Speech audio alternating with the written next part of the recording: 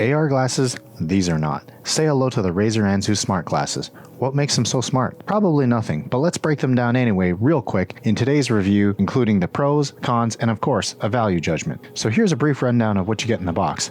The glasses, a spare set of sunglasses lenses, a charging cable, and a carrying case.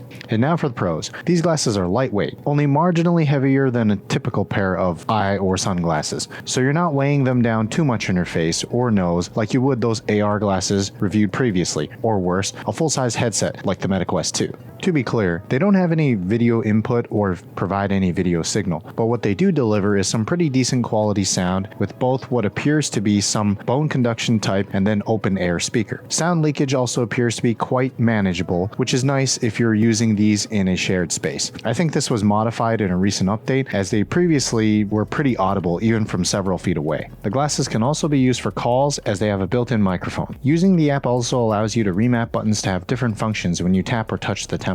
In terms of build quality, they don't feel overly cheap, though the frames are almost entirely plastic. The glasses in this review were small/medium size, and I didn't find them too cramped for my face, but if you do wear a larger size hat or wear larger glasses, maybe the large size would be better for you. Battery life was pretty decent for me too. I didn't do any measurements with the stopwatch, but they lasted roughly 3 to 4 hours on a single charge of continuous video and audio playback. A final point in this section should be the included sunglass lenses, but some might actually consider those bad, and I'll tell you why in the next section. My biggest gripe about these smart glasses is that they're not smart, that is. You need to pair them with the app, and the app needs to be running in the background on your phone or they won't work properly. I've seen some reviews say that you can use them without the app, but that was not my experience, as the Razer app immediately requested installation when I paired it to my phone. So props to you if you can get around using it that way and don't mind the loss of functionality, but once again, that was not my case. If you do pair them with your desktop computer, it seems you can just use them as a Bluetooth headset.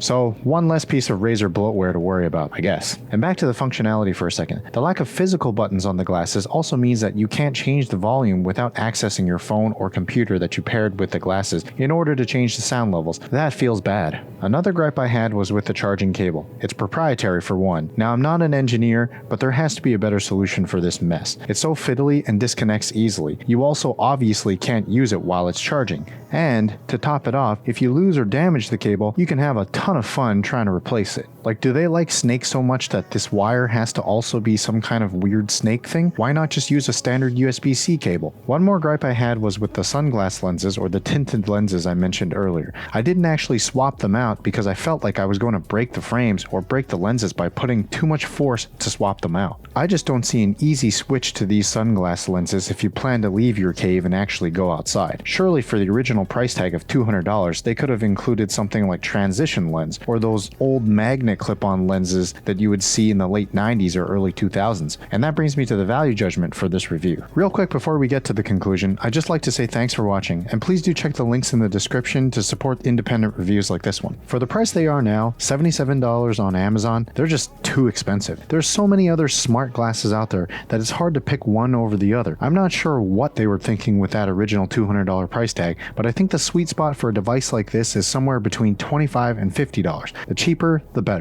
No, they aren't going to replace your designer glasses or branded earbuds, but at least in that price range, they can serve as a relatively cheap backup, ones you can even connect to your Steam Deck or Windows handhelds. Now, there are other quote-unquote smart glasses, like the Anchor glasses that let you swap out lenses, but those are overpriced too. Yes, AR glasses like Nreals or Rokids cost a lot more, but they provide a lot more value as well. Check out the review for the Nreals up here if you haven't yet, and let me know how much you think these are worth. See you again for more games, gadgets, and gear.